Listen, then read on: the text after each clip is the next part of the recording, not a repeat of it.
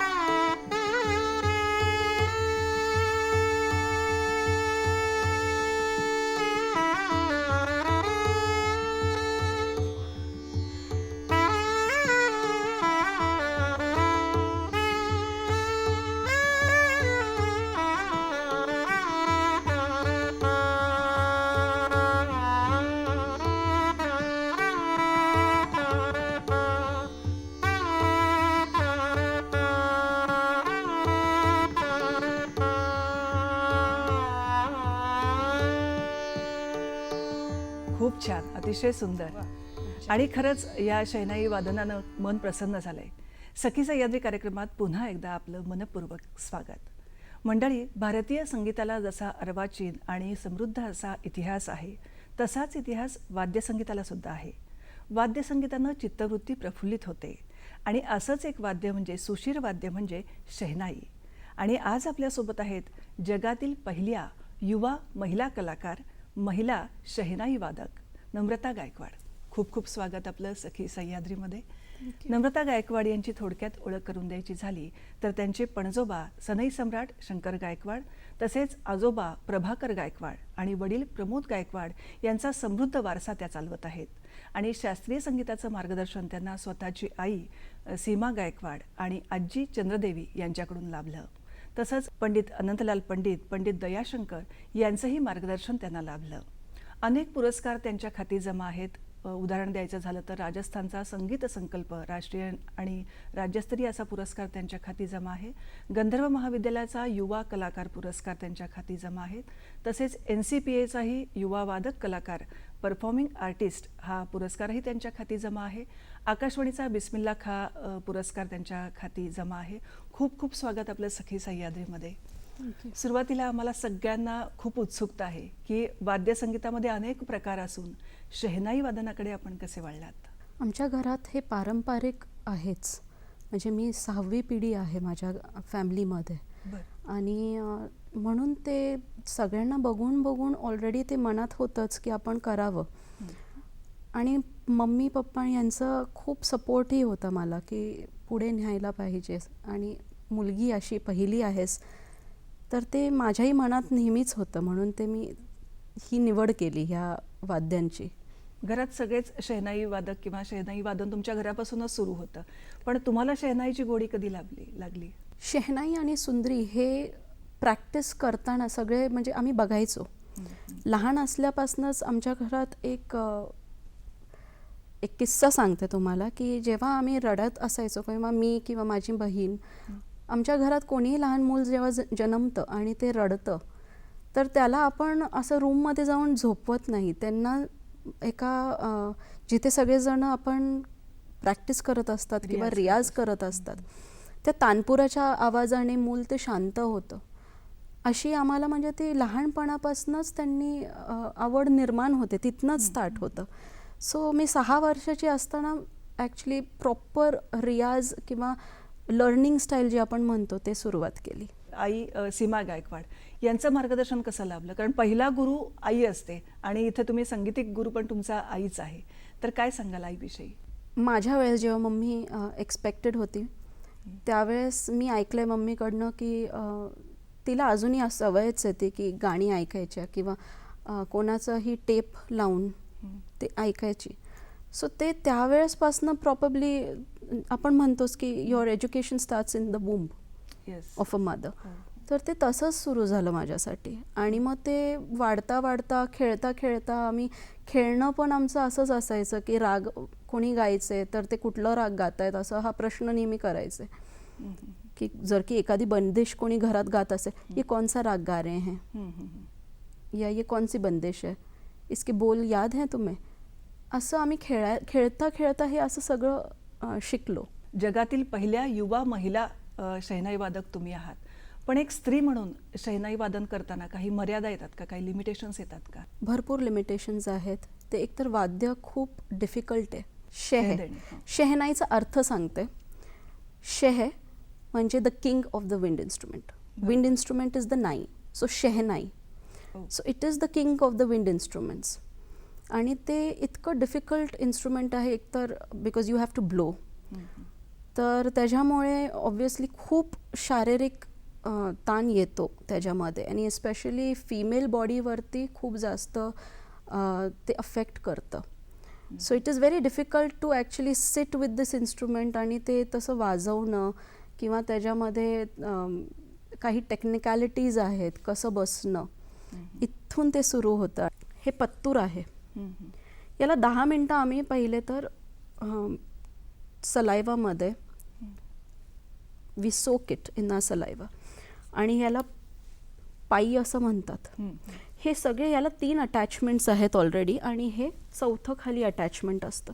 हे एवढ्या अटॅचमेंट्समधनं त्याला फुंक मारणं, किती ऑक्सिजन आपण आत घेतोय की ते आपल्या ब्रेनपर्यंत जायला पाहिजे, ज्याच्यामध्ये आपल्याला थिंकिंग किती प्रोसेससाठी किती ऑक्सिजन लागतं याचा आपण नोंद घेऊन पुढे वाजवावं लागतं. Then the way we exhale म्हणजे जे कार्बन डायऑक्साईड आपण सोडतो की ती किती प्रमाणात सोडली पाहिजे की किती चांगला सूर लागला हवा किंवा त्याच्यामध्ये किती कशी फिलिंग्स टाकायचे, हे सगळं जे एक भाग आहे हे टेक्निकॅलिटीचा पण भाग आहे त्याच्यात.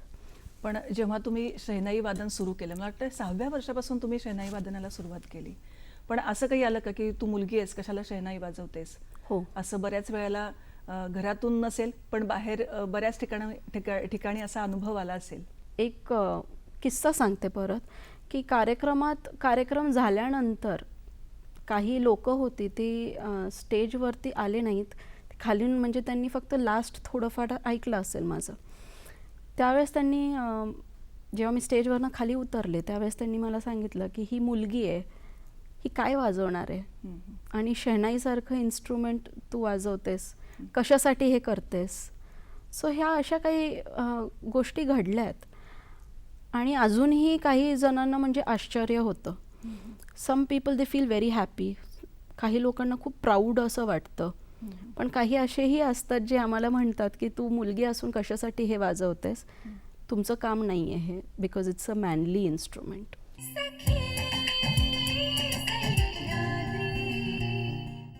नमस्कार, सखी सह्याद्री कार्यक्रमात आपलं पुन्हा एकदा स्वागत.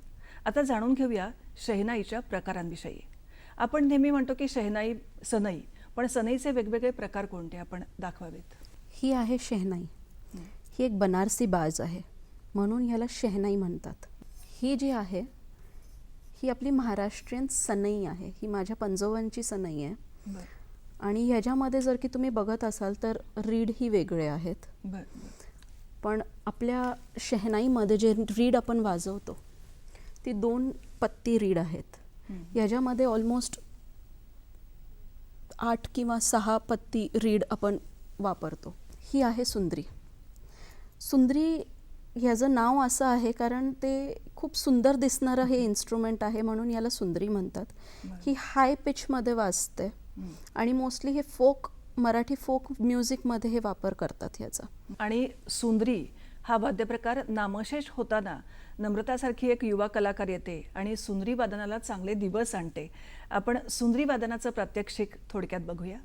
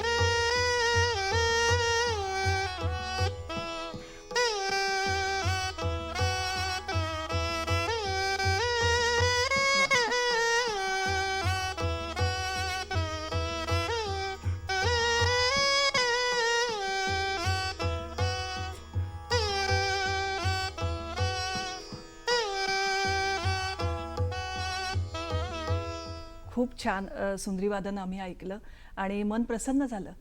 मला पहिल्या मैफिलीची काही आठवण आठवते का तुम्हाला, की पहिल्यांदा तुम्ही कार्यक्रमात व्यासपीठावर आहात शहनाई घेऊन किंवा सुंद्री घेऊन, तर त्या काही आठवणी आहेत का?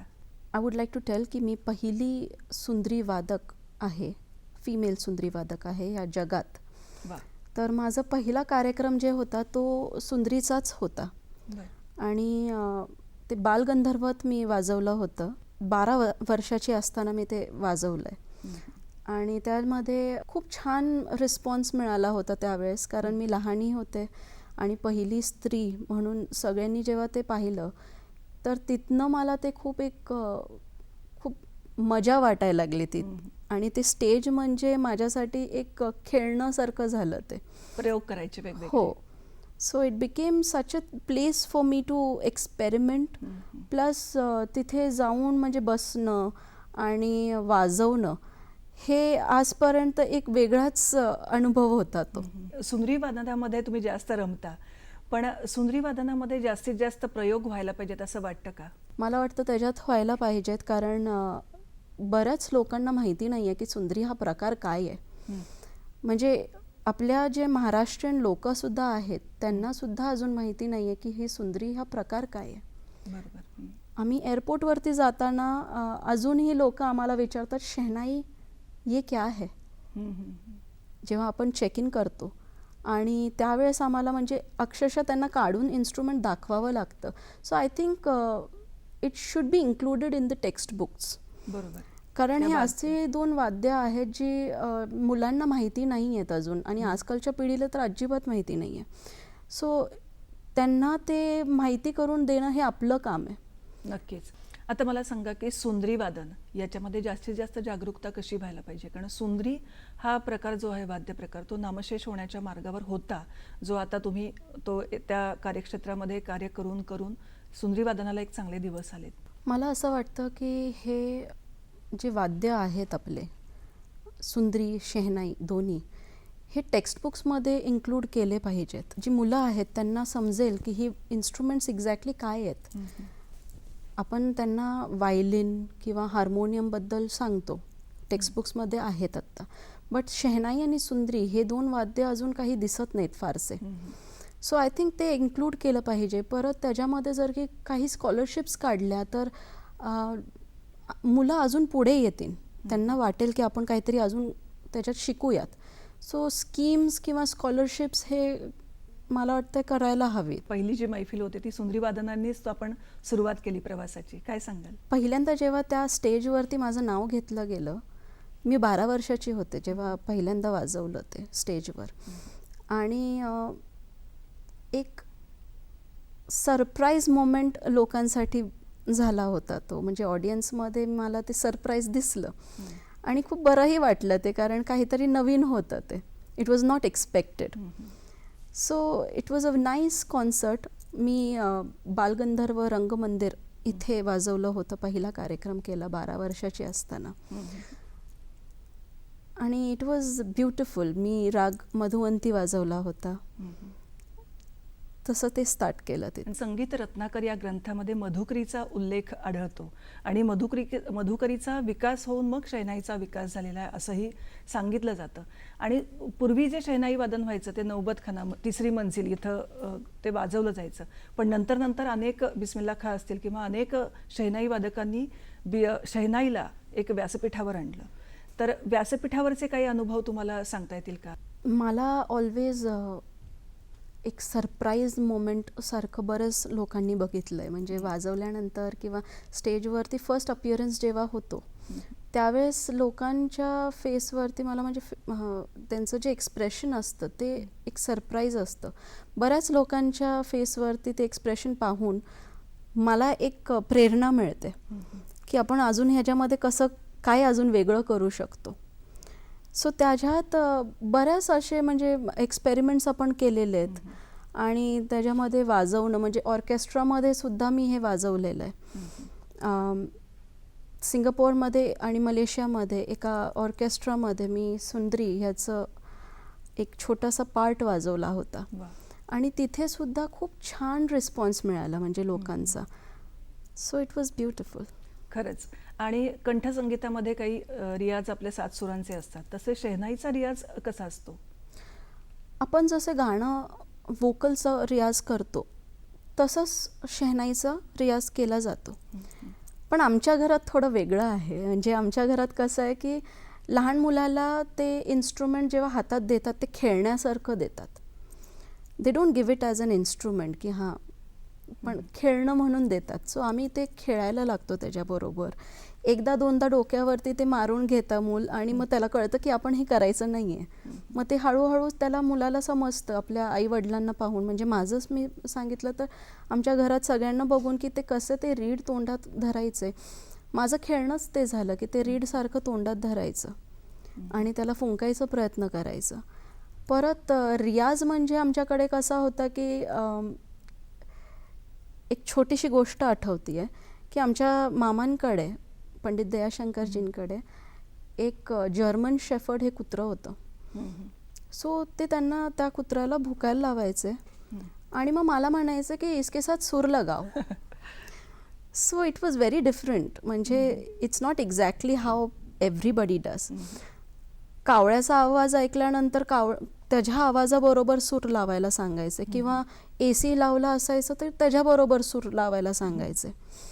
तर ही एक वेगळी रियाज करण्याची पद्धत होती आणि इट वॉज आय थिंक त्याच्यामुळे म्हणजे एक एक्साइटमेंट पण असायची. लहान मुलाला खेळमध्ये ते शिकवणं ते म्हणजे माझ्या घराण्यात असं चालू असायचं. आणि कारण सगळेच घरात माझे सगळेच गुरु आहेत आणि मी सगळ्यात लहान असल्यामुळे सगळ्यांची इच्छा असायची की तू बस, मी तुला शिकवतो किंवा मी तुला शिकवते. सो त्यावेळेस ही असंही झालं आहे की आम्ही वॉक्स करायला तिथे जायचो, तर त्यावेळेस वॉक करताना सुद्धा रिक्षा वगैरे जर की जात असेल तर त्या रिक्षाच्या सुरात आपण सूर लावतोय. किंवा रात्री आम्हाला झोपताना सुद्धा असे काही ललाबाईज वगैरे नाही कोणी गायलं, बट राग वगैरे गायचे, ते बंदिश गायचे. आणि माझे मोठे भाऊ जे आहेत म्हणजे मामे भाऊ आहेत पंडित आनंद शंकर, ते तबलावादक आहेत. तर ते मला झोपवताना नेहमी तालाचे बोल असे बोलायचे आणि तसं मला झोपायला लावायचे. सो आमच्याकडे रियाज म्हणजे मेंटल रियाज पण चालू असायचा आणि ही वेगळीच पद्धत आहे.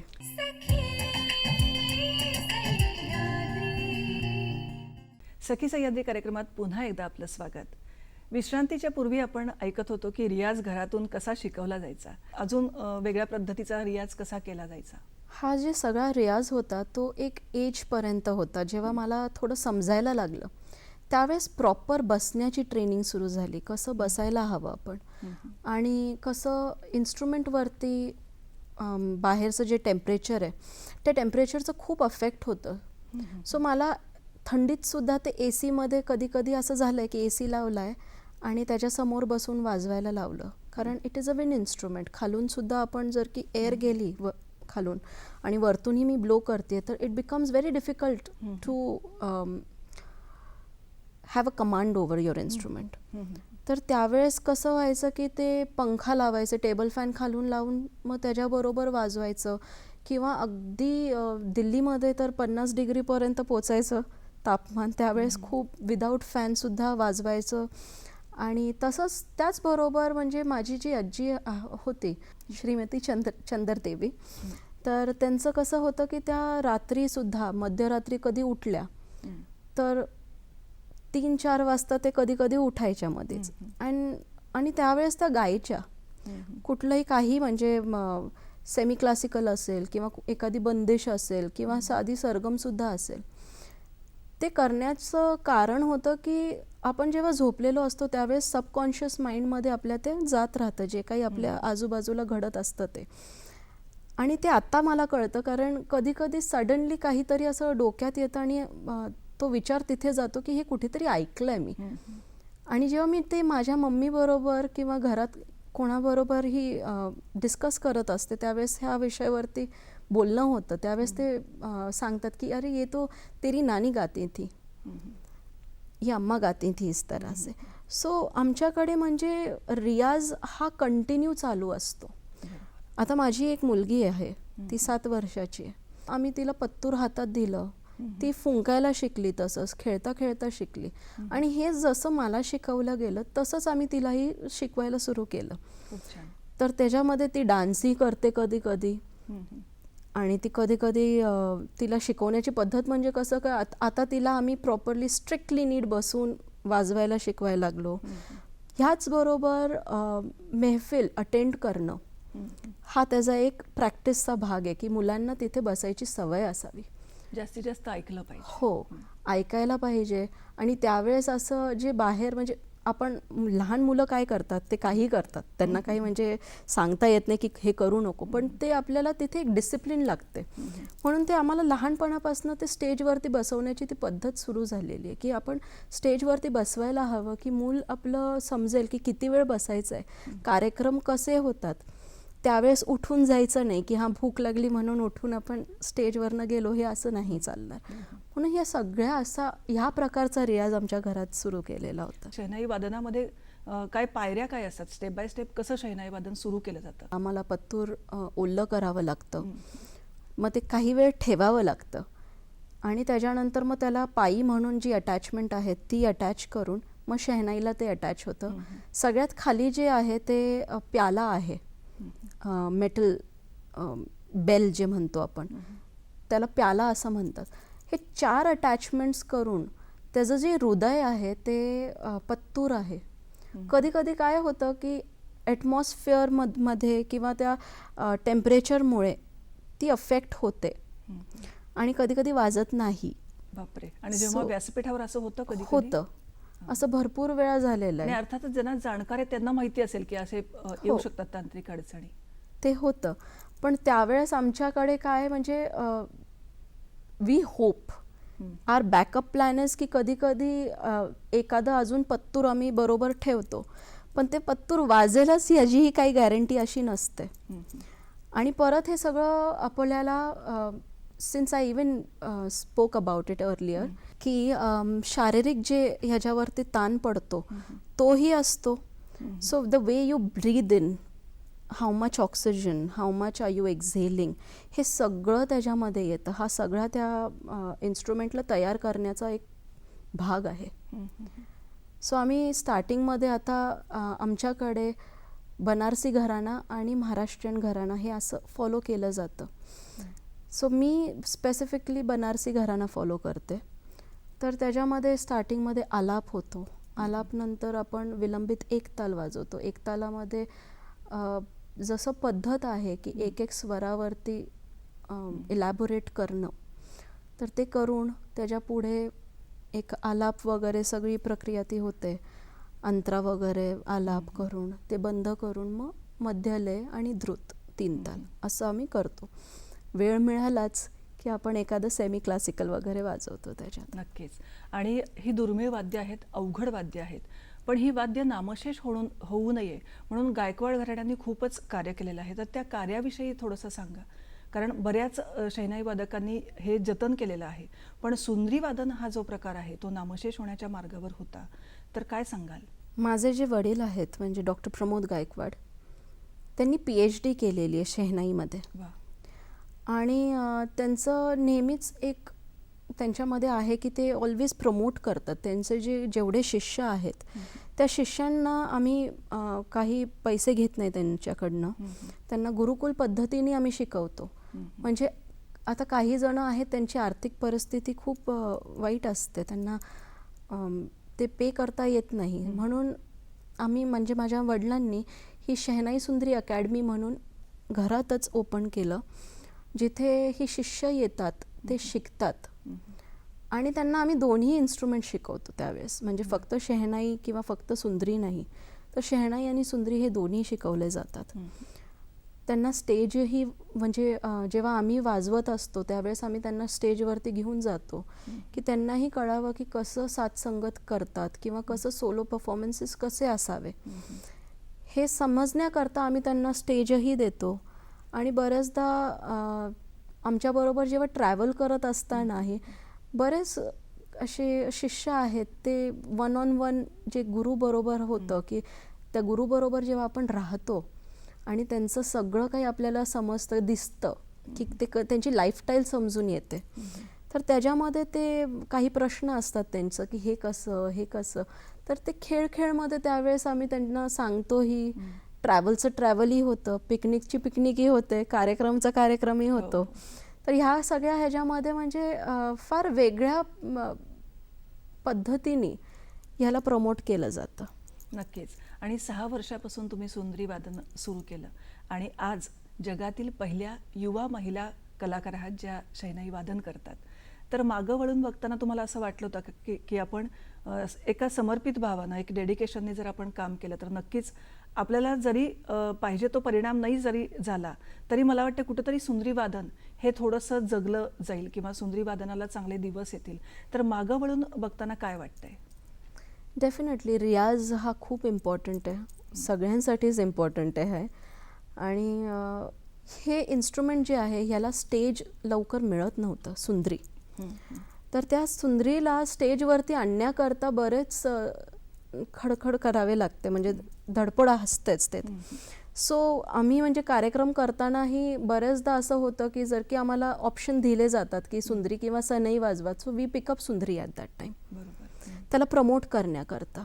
कारण ते फोक इन्स्ट्रुमेंट मध्ये वाजवलं जातं ॲज आय हॅव मेन्शन्ड, पण त्याला ते स्टेजवरती जेव्हा आपण घेऊन जातो तर त्याच्यामध्ये बनारसी ढंगाने पूर्ण राग त्याच्यावरती मांडणं आणि वाजवणं इट इज व्हेरी डिफिकल्ट. कारण ते एक तर छोटं इन्स्ट्रुमेंट आहे खूप, त्याच्यामध्ये फिंगर्स ठेवण्याची जी पद्धत आहे ती थोडी वेगळी आहे आणि त्याच्यामध्ये लिमिटेशन्स पण भरपूर आहेत. म्हणजे ते तार सप्तकात फार कमी जातं, मंद्र सप्तकात जायचं झालं तर फिंगर्स चेंज करावे लागतात.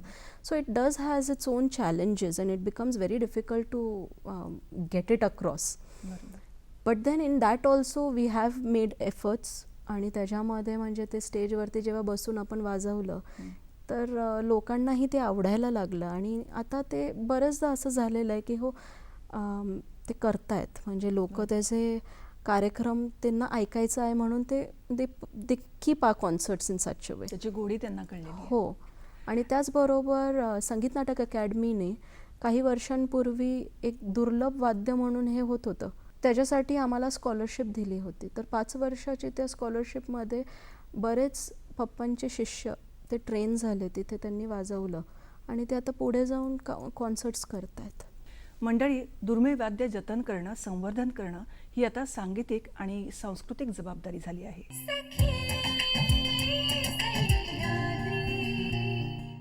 सखी सह्याद्री कार्यक्रमात पुन्हा एकदा आपलं सगळ्यांचं मनपूर्वक स्वागत. आपण जाणून घेतोय सूर मंगल ध्वनीचे आणि आज आपल्यासोबत आहेत नम्रता गायकवाड. नम्रताताई, मला सांगा की वाद्यसंगीतामध्ये जसे जुगलबंदीचे प्रकार असतात तसे शहनाईमध्ये सुद्धा काही जुगलबंदी आहेत का? शहनाईमध्ये अजून होतात, म्हणजे सॅक्सोफोन आणि शहनाई, किंवा बऱ्याचदा माझ्या वडिलांचं झालेलं आहे व्हायलिन बरोबर शहनाईचं जुगलबंदी ही झालेली आहे, किंवा बॅकपाईप बरोबर मी स्वतः केला होता डुएट. आणि त्यावेळेस तो एक वेगळा अनुभव होता. सो होतात, म्हणजे सितार बरोबर होतं, बासुरी बरोबर होतं. सो जुगलबंदी बऱ्याच होतात त्याच्यामध्ये. आता इतर वाद्यसंगीताचे कार्यक्रम होतात, जुगलबंदी होतात, किंवा वेगळा एक संगीत महोत्सवामध्ये त्याला एक वेगळं स्थान असतं. तसं शहनाईला सुद्धा आता मिळतंय, म्हणजे एक मोठ्या मोठ्या संगीत महोत्सवामध्ये तुम्ही शहनाई वादन केलेलं आहे. पण कार्यक्रमाच्या दरम्यान आयोजकांकडून किंवा बाकी काय अनुभव येतात कार्यक्रमाच्या दरम्यान, किंवा कार्यक्रम करताना काय काय अनुभव येतात? बऱ्याच वेळेस माझा पर्सनल एक एक्सपिरियन्स आहे असा की आम्ही जेव्हा काही फीस बोलतो, मानधनाचं जेव्हा बोलणं होतं त्याच्यामध्ये बरेच निगोशिएशन होते. तर ह्याच्यावरती मला वाटतं त्यांना, जे ऑर्गनायझर्स असतात त्यांना थोडंसं विचार करायला हरकत नाही की हे इन्स्ट्रुमेंट जे आहे आम्ही बनारसला जाऊन तिथे बसून बनवून घेतो. ते जे रीड असतात त्या रीडमधनं 100 रीड घेऊन येतो, त्यातले 1 रीड वाजतं. म्हणजे आम्ही इतके श्रम घेतो त्याच्यामध्ये. परत जे इतक्या वर्षांची डेडिकेशन जी असते लहानपणापासून, म्हणजे if you look at me, I never had a childhood like other children did. म्हणजे कसं की लहानपणी ते मुलं खेळायचे बाहेर, माझे काही फ्रेंड्स होते ते बाहेर खेळताना मला दिसायचे विंडोमधनं आणि ते हाकही मारायचे की ये तू खेळायला. पण त्यावेळेस माझा रियाजचा टाईम असायचा. सो त्या रियाजात म्हणजे कधी असं खेळायला कधीच मिळालं नाही आम्हाला. आणि I think it must be with the other artists also. तर बाहेरही जायचं म्हणजे एक नॉर्मल चाइल्डहूड जे आपण म्हणतो त्याच्यापेक्षा फार वेगळं चाइल्डहूड आम्हाला दिलं जातं. ह्याचा त्यांनी विचार करावा. परत आम्ही जेव्हा येतो तिथे जाऊन बसतो, त्या इन्स्ट्रुमेंटवरती किती मेहनत घेतो, या सगळ्या गोष्टींचा विचार करून त्यांनी I think negotiation should be done but to a limit. बरोबर. म्हणजे जसं कंठसंगीतामध्ये एक रियाज लागतो, तेवढीच मेहनत आपल्या या वाद्यसंगीतामध्ये आणि शहनाई वादनामध्ये लागते. जसं तुम्ही मगाशी म्हणालात की ऑर्केस्ट्रामध्ये सुद्धा तुम्ही शहनाई वादन केलेलं आहे. मला विचारायचं की पार्श्वसंगीतामध्ये, म्हणजे आधुनिक पार्श्वसंगीतामध्ये शहनाईचा वापर केला जातो का? माझ्या वडिलांकडनं आणि आमच्या पूर्वजांकडनं ऐकलं आहे की माझे जे आजोबा पंजोबा हे वाजवायचे त्यावेळेस त्यांचा जो सीन होता तो सीन ते पाहायचे आणि लाईव्ह म्युझिक जे होतं त्यावेळेस ते रेकॉर्ड करायचे. आणि जे आपण there are a lot of such movies जिथे त्यांनी वाजवलेलं आहे. आणि आपण ते ऐकतोच त्यांचं. मला सांगा की शहनाई कशी बनली जाते? म्हणजे आपल्याला हे दिसताना खूप छान आणि सोपं असं वाटतं, पण शहनाई कशी बनली जाते? जसं तुम्ही मगाशी म्हणालात की ते लाकूड, ती रीप सगळं आम्हाला बघून निवडून आणावं लागतं. तर साधारण रचना कशी असते? स्ट्रक्चर कसं असतं? जे रीड आहे हे नरकट ह्या ग्रासनी बनवलं जातं. बापरे, बरं. हे फक्त काशीमध्ये म्हणजे बनारसच्या इथेच उगतं. बरं. So it is very difficult की ते मिळत पण नाही बरेचदा. आम्हाला ते घेऊन यावं लागतं. मग ते बसून त्याला अक्षरशः शेप द्यावा लागतो. ते सुकवून पूर्ण सन ड्राय करावं लागतं त्याला. बरं, बरं. आणि मग ते फोल्ड करून, त्या एक पद्धत आहे त्याची, फोल्ड करून त्याला परत बांधणे. आणि त्याला मग आमच्याकडे म्हणजे माझे वडील त्याला चटका देतात की ते थोडंसं स्ट्रॉंग राहावं. इट्स अ व्हेरी डेलिकेट पत्तूर is a very delicate thing. आणि ते एक हार्ट पण आहे. तर त्याच्यामधनं तो आवाज काढण्यासाठीच बरेच परिश्रम घ्यावे लागतात. म्हणजे ते नरकट ह्या ग्रासमधनं बनवलेलं आहे. आम्ही ते घेऊन येतो, त्याला सुकवल्यानंतर सन ड्राय केलं जातं आणि मग त्याला शेप दिला जातो. त्याला त्या शेपमध्ये कट केलं जातं. आणि त्याच्यानंतर आमच्याकडे घरात म्हणजे ते चटका देतात. त्याच्याने ते थोडं स्ट्रॉंग आणि फर्म राहतं. जर की तुम्ही बघत असाल की याच्यामध्ये ह्या दोऱ्याने आम्ही त्याला बांधलेलं आहे इथे. ह्याला पायी असं म्हणतात. ही पायी जी आहे ही स्टील आहे. बरोबर. आता ह्याचं पण जे खाली बांधलेलं आहे, हे दोरा बांधलेला आहे, त्याला दोऱ्याला आम्ही तो सेट केला आहे. तो जर की दोरा थोडा जास्त बांधला किंवा कमी बांधला तर स्वर चेंज होतो. त्याच्या साईजमुळे पण चेंज होतं.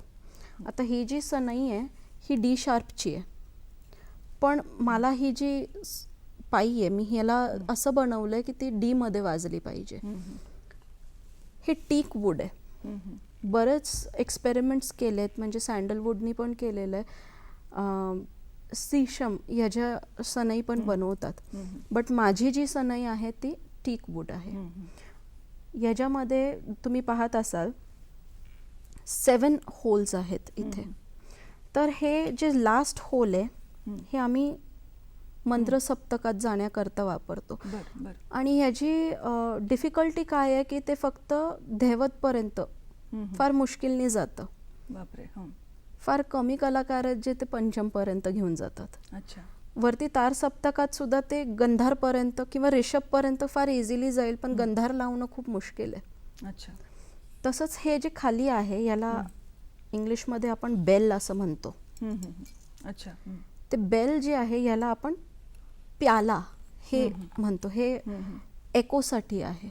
मला विचारायचं आहे की एक स्त्री म्हणून एक शरीररचना आपली वेगळी असते आणि अशा वेळेस एवढं अवघड वाद्य वाजवायचं तर शरीरावर पण काय परिणाम होतात आपल्या शरीरावर? फिमेल बॉडी तसं बघितलं तर एक डेलिकेट म्हणतात. हो.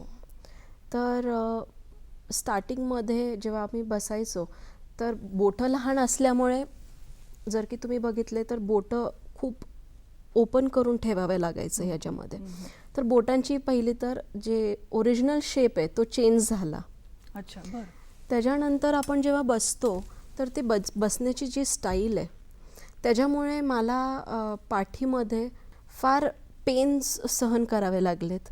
प्लस आता इंटरनल जर की बोलण्याचं झालं तर ते लंग्सवरती वगैरे आणि रिप्रोडक्टिव्ह सिस्टमवरती खूप अफेक्ट करतं. म्हणून ज्यावेळेस मी माझ्या मुलीच्या वेळेस एक्सपेक्टेड होते त्यावेळेस मला डॉक्टरांनी ते थांबवायला सांगितलं होतं की काही महिने डिलिव्हरी होऊस्तोवर तू थांब. कारण ते ऑक्सिजन आपण जेव्हा घेतो त्याच्यात ब्लो करतो ते ते त्या मुलाकडे जात, म्हणजे it might not go to the child. Okay. ते फिटसपर्यंत पोचलं पाहिजे. सो त्याच्यामध्ये हे सगळ्या खूप अफेक्ट होतं, म्हणजे बॉडीवरती खूपच जास्त अफेक्ट होतो. सखी सह्याद्री कार्यक्रमात घेऊया एक विश्रांती आणि विश्रांतीनंतर जाणून घेऊया सूर मंगलध्वनीचे.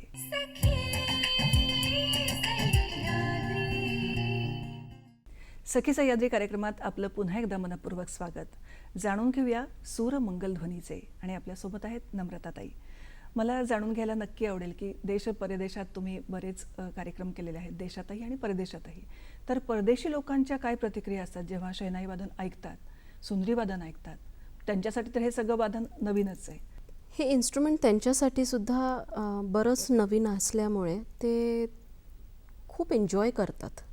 म्हणजे आणि ते खूप मेडिटेटिव्ह त्यांना वाटतं. म्हणजे मला बऱ्याच लोकांनी असं सांगितलं की कार्यक्रम ऐकताना, कार्यक्रम झाल्यानंतर ते येऊन मला अक्षरशः सांगतात की it was so meditative and it was a spiritual journey for them.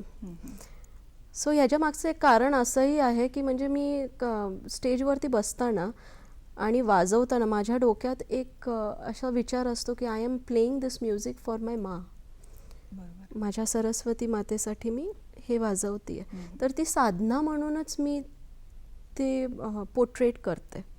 माझ्या मनातही त्यावेळेस म्हणजे काहीतरी एखादा राग असेल तर त्या रागाचं जे रस असतो तो रस माझ्या डोक्यात ठेवून मी ती एक स्टोरी बांधलेली असते डोक्यात की समजा it could be Radha and Krishna, it could be की एक साधं हरिण समोर बसलंय, त्याला फक्त बसून ठेवायचं आहे. म्हणजे मी असं वाजवलं पाहिजे की ते बसून ऐकलं पाहिजे त्यांनी, ते पळून नाही गेलं पाहिजे. बरोबर. So these are the types of things that I keep in mind. So बाहेर म्हणजे अब्रॉड जेव्हा आम्ही वाजवतो त्यावेळेस आम्हाला हे बऱ्याचदा मला ऐकायला आलं की इट इज सो मेडिटेटिव्ह. तुम्ही शहनाई वादन तर करताच, पण इतर वाद्य कुठली आवडतात तुम्हाला? कुठलं संगीत आवडतं? सगळे संगीत आवडतात. म्हणजे it could be Indian classical music, it could be western classical music, it could be flamingo, it could be anything. Music आहे शेवटी. म्हणजे ते ऐकल्यानंतर आपल्याला बरंच वाटतं. सो असं म्हणजे स्पेसिफिकली मी असं काही सांगू नाही शकत, पण हां, मला राग ऐकायला खूप जास्त आवडतात. तेच विचारणार होते की शहनाईवर तुम्हाला कुठला राग जास्तीत जास्त वाजवल्यावर आनंद होतो किंवा तुम्ही वाजवता जास्तीत जास्त शहनाईवरचा वाद? एक तर मधुवंती, मारुबिहाग, हे जे राग आहेत हे आम्ही सनईवाले आम्ही म्हणतो आमचेच राग आहेत. अरे वा. आणि मंगलध्वनी म्हटलं जातं सनईला, तर कशावरून मंगलध्वनी असं नाव पडलं किंवा काय रंगसंगती असतात ज्याच्यामुळे नुसतं सनईचे सूर जरी कानी पडले तर आम्हाला मन प्रसन्न वाटतं किंवा एक मंगल प्रसंगाची एक आठवण येते? आपण मंदिरात जेव्हा शंख वाजवल्यानंतर हे सायंटिफिकली प्रूव्हन आहे की ते इट किल्स द जर्म्स. तो सेम कॉन्सेप्ट सनईसुद्धा आहे.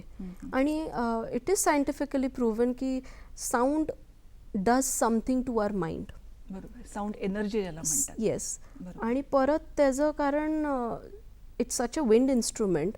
जसं शंखमध्ये आपण वाजवल्यानंतर ते वातावरण तयार होतं, ते सिमिलर तसंच सनईबरोबर सुद्धा होतं. It actually kills the germs in the atmosphere. त्याची जी फ्रिक्वेन्सी आहे त्या फ्रिक्वेन्सीमध्ये it affects the brain in such a way की आम्ही पर्सनली पाहिलेलं आहे की एक कार्यक्रम झाला होता तर तिथे ते रिहाब सेंटर होतं कॅन्सर पेशंट्ससाठी. तर ते एक पेशंट तिथे असे होते जे बरेच टाईमपासनं ते उठलेले नाही आहेत. अँड वी परफॉर्म्ड राग चारुकशी.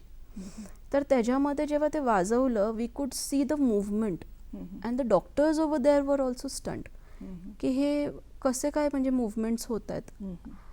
सो दॅट इज प्रूव्हन की music definitely does something to the human body and the brain and it is like a therapy. नक्कीच. आणि आता संगीत उपचार पद्धती सुद्धा सुरू झालेल्या आहेत आणि नक्कीच भारतीयांसाठी ही अभिमानाची गोष्ट आहे की भारताबाहेर सुद्धा संगीत उपचार पद्धतीला स्वीकारलं गेलंय.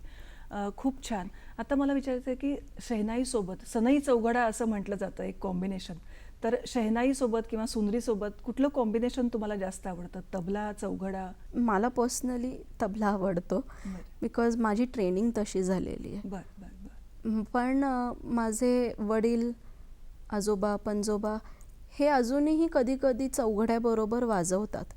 पण शहनाईला नॉर्थ इंडियन स्टाईलमध्ये दुक्कड असं एक पर्कशन इन्स्ट्रुमेंट आहे, ते अकंपनिंग इन्स्ट्रुमेंट म्हणून ते वापरलं जातं. आणि आता बाबा म्हणजे प्रमोद गायकवाड आणि तुम्ही जेव्हा एका व्यासपीठावर परफॉर्म करता तेव्हा तो क्षण कसा वाटतो तुम्हाला? किंवा लहानपणापासून गुरु म्हणून लाभलेले आहेत, वडील असेल, आई असेल, तर त्यांच्यासोबतचा एक क्षण असतो की त्यांच्यासोबत तुम्ही वाजवताय आणि मी अनेकदा बघितलेलं आहे तुम्हाला वाजवताना, तर काय भावना असतात त्यावेळी? मला अजूनही मजा वाटते. म्हणजे पप्पांबरोबर बसून वाजवणं it is something very personal to be really honest. म्हणजे तिथे बसल्यानंतर मी मुलगी म्हणूनच वाजवते रादर शिष्य म्हणून. तर ते मुलगी म्हणून का वाजवते, तर जर की शिष्य बनून वाजवलं की थोडी भीती वाटते, पण मुलगी बनून वाजवलं तर ती फिअर नसणार मनात. तर होतं तिथे, म्हणजे आमचे संवाद होतात आमच्यामध्ये, कॉन्व्हर्सेशन लिटरली होतं तिथे, की काही जर की सांगायचं असेल एकामेकांना सुद्धा, तर से फॉर एक्झाम्पल, निरे ग, मग मी म्हणेल ग रे सा. सो इट कुड बी कुठे चालली आहेस, इथेच बसली आहे. So it could be something like किती दॅट. छान. आणि मला वाटतं असा मुलीचा आणि वडिलांचा संवाद, सांगीतिक संवाद म्हणूया, खूप छान वाटत असेल तेव्हा. आणि एक अभिमानाचा क्षण वडिलांसाठी सुद्धा असतो. आणि वडील नेहमी म्हणतात की रियाज करेगा तो राज करेगा. आणि मला वाटतं हे राज्य किंवा हे सगळं रियाजाचं राज तुमच्यावर त्यांनी एक शिकवण दिली आहे रियाजाची.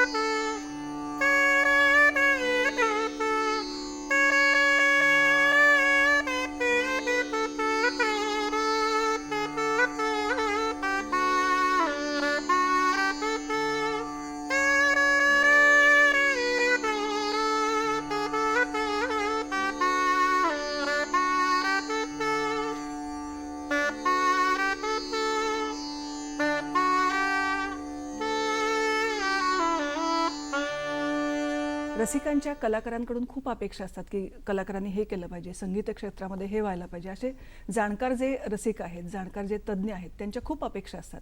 मला उलट जाऊन असं विचारायचं आहे की एक कलाकार म्हणून रसिकांकडून काय अपेक्षा आहेत? मला असं वाटतं की ऑडियन्सनी कधी कधी हा विचार केला पाहिजे की आम्ही जेव्हा वरती वाजवतो, आमच्यावरती बरंच प्रेशर असतं.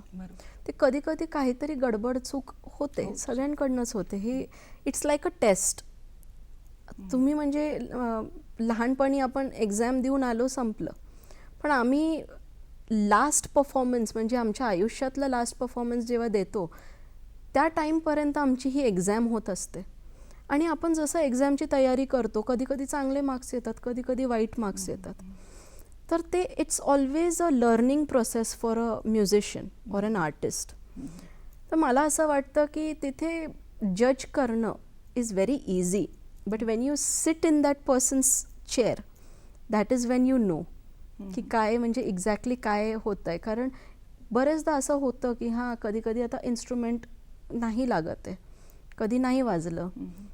समटाईम्स असं एकदा झालेलं आहे की माझं नरी ते शहनाईमधनं निघून खाली पडलं. तर स्टेजवरनं परत खाली उतरून ते उचलून वरती येऊस तर आय वॉज एम्बॅरेस्ड ऑनेस्टली. पण ते एम्बॅरेसमेंट कशी गेली, तर पुढे जे बसलेले काही लोक होते, त्यांनी माझ्यासाठी टाळी वाजवली. दॅट कुड टेल मी की या okay, it is okay, it is accepted. हो, ते प्रेशर कमी झालं, त्याच्यामुळे कार्यक्रम चांगला झाला. आता मी तोच कार्यक्रम जर की त्या प्रेशरमध्ये बसून केला असता, तर I think I couldn't have given my 100% over there. म्हणजे सरसकट समीक्षा करताना रसिकांनी आपलीही जबाबदारी ओळखायला पाहिजे आणि समोरचा कलाकार सुद्धा माणूस आहे पहिल्यांदा, आणि काही तांत्रिक अडचणी येऊ शकतात, हे रसिकांनी जाणलं पाहिजे. खूप छान वाटलं आज सखी सह्याद्री कार्यक्रमात आपण आलात आणि अतिशय सुंदर असा प्रवास, सुरेल प्रवास म्हणूया, मंगलध्वनीचा प्रवास आपण उलगडला. त्याबद्दल दूरदर्शनच्या वतीनं आपले मनपूर्वक धन्यवाद.